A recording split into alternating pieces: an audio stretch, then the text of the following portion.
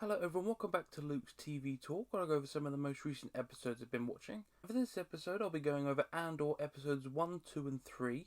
So just before I start, I uploaded a video for Drifting Home, so if you're interested, go give that a watch. And make sure to like and subscribe to keep up to date with all future uploads. Okay, so I'll start off going over Andor episode 1, so I'll go over some of the plot. So Cassian is on a remote planet looking for his sister.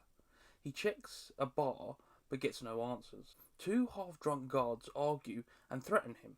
He accidentally kills one and then has to kill the other one to cover it up. Cassian has a red droid, B2, helping him, who is a bit of a buggy droid. I love this droid, he's such a cool little character. He looks like almost like a little tank, because he pops up and down almost like a turtle. And it's a really cool design, because I think I've seen anything like this. It's like BB-8, it's a very unique design, so it's cool to see different design droids popping up now. We've jumped into different parts of the Star Wars universe, so we've got different cool designs. I love it. So we get flashbacks of Cassian and his sister in a tribe of children living in a forest when a ship crashes in the sky. Cassian meets with a friend, Bix, to try and get into contact with a buyer for one of his items he has. The organisation of the two guards doesn't care they died, but a Deputy Inspector Khan puts all his effort into finding Andor. So literally everyone in this organisation, I think the Primors they're called, literally everyone doesn't care at all. They just want to continue with their jobs. But this Deputy Inspector puts his job at top of the level. He wants to be the best of the best, and he wants to do everything he can, and you get the feeling that no one likes him very much. So Cassian has a lot of people covering for him, so he has lots of friends working in the junk, in the selling stuff. This whole town is looking out for each other, and it's clearly plain to see. Bix sends a Morse code message to the buyer contact. Even though a lot of the people are friendly with Cassian, a lot of people are also fed up with him. So he does all these things here and there, uses people's ships, but these people don't want to be, I don't know, acquainted with Cassian too much. They'll help him out, but they don't want to be helping him all the time, which is quite interesting. Okay, so for this first episode, Diego Luna is great as Andor, and I love him working in the shadows, working to find his sister, to sell all these things he's scavenged. It's interesting to see the underground of the Star Wars universe. He's ruthless when he needs to be. At the start, that one officer died, and Andor was okay, then just finishes off the other bloke, because he knows that he can't just leave him alive, so he just finishes it before it can turn into something else. I love the little red droid B2. He's an awesome little droid. He's a bit buggy, but he'll help Andor as much as he can. And it's nice to see a bit more personality coming from the droids instead of just blankly robot. It's they've actually got some dimensions to them. The flashbacks are interesting. You get to see where Cassian started. So he's not just this rebel runner. He had a difficult upbringing. It seems like he lived in a little forest. So it's going to be interesting to see how that develops and how he gets on with those kids. This Empire sub-organisation is cool. We don't get to see that very often. We get to see the Empire subletting control of some areas, because obviously they can't do everything. So they give these little law factions their own little jobs to do. I love the smuggler feel. That was always fun for Solo and all of the less Jedi orientated Star Wars like that. The underground smuggler ring and stuff. I loved all that stuff. And the settings and planets are all really cool. I love the new feels. I don't think we've been to any of these planets before, so it's good to see some new settings and different types of planets instead of just Tatooine. So that was really cool. But yeah, I love this first episode overall. Okay, so on to Andor episode 2. Young Andor's planet has been strip mined. A notice has gone out about Andor, asking about a Canary male, and Bix's boyfriend has become suspicious. We meet Cassian's mother, who's worried about the notice, and she's basically saying, "Who have you told? Who have you told? I've told no one." But Cassian's I don't know, I might have mentioned it, but she is in a panic about everything. Cassian meets with Bix in a bar about the buyer arriving the next day. Bix's boyfriend Tim gets jealous and reports Cassian to the Primor authorities as a Canarian. Cassian grabs the Imperial tech he was hiding.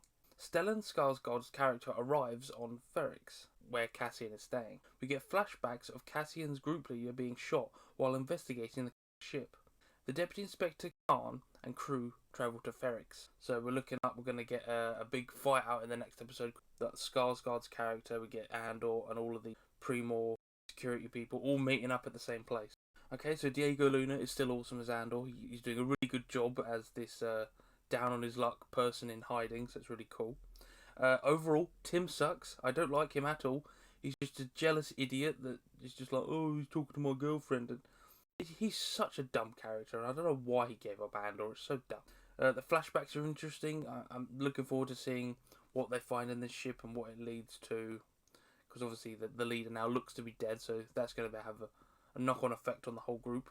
Skarsgård's character looks intriguing. I'm not quite sure who he is, because his ship looks really nice. He's not your run-of-the-mill smuggler, so it's going to be interesting to see what his background is. Khan is a worm and a complete bootlicker. I hate his character. He's the worst of the military kind of stereotypes. He's like the, oh yes sir, let's do this sir, and he's like, oh, such a bootlicking personality, and I hate those kind of characters. But I love to hate them more than anything. Cassian's mother is clearly worried about him, so she's trying to do her best for him and trying to find out what he's told anyone, and she's just looking out for him, and he's like, oh, I don't know, and she's just trying to keep him safe, and you can tell by the way she speaks, and she just wants to look after her little boy at the end of it. An overall good second episode, and introducing more characters, and this third episode, I imagine, they're all going to converge. Okay, and then on to the third episode of Andor. Young Cassian boards the crashed ship. Everyone's skin is yellow from something leaking. Bix and Luther meet. She sends him to meet up with Cassian. Young Cassian met his mother while she was scavenging the crashed ship. Pre-war ships land and go looking for Cassian. They barge in and interrogate his mother and B2. The whole town starts sending alarm signals. So they're basically all hitting these little metal sheets, sending out like duh duh duh duh. Like the whole town starts doing that, and it's like a big community feel. And it's great to see them working together to keep each other safe. Cassian and Luthen meet and discuss the Imperial tech. Bix finds out Tim sold out Cassian, and she gets really annoyed at this and has to go out and find and warn Cassian. Luthen seems to know Cassian and wants to join him. So obviously it's meant to be like some kind of rebel group, but we don't actually know this yet, so it's going to be interesting to see how he brings it up. Like, join the rebellion, he's like, what are you talking about? They are found and have a firefight with the Pre-Mor security team. Bix is captured and Tim is shot trying to save her. They end up leaving her after the wall, so basically she just sat there bleeding from the side of the head with her boyfriend just dead in front of her. I thought it was a really cruel thing to do, but I didn't like Tim, so I'm kind of torn. Cassian and Luthen set a trap and the Pre-Mor fall for it while they escape. So basically they sent out a unmanned car basically, and it blows up and kills a couple of them, and they escape on a speeder, which I thought was a very clever way to outsmart these idiots. Young Cassian was seemingly rescued by his adopted mother. The Pre-Mor team are left in shambles, and Cassian escapes with Luthen on his ship. This was an awesome episode. We had a great firefight and a battle back and forth between these Pre-Mors, between Andor and Luthen. The Skarsgård is an intriguing and mysterious character.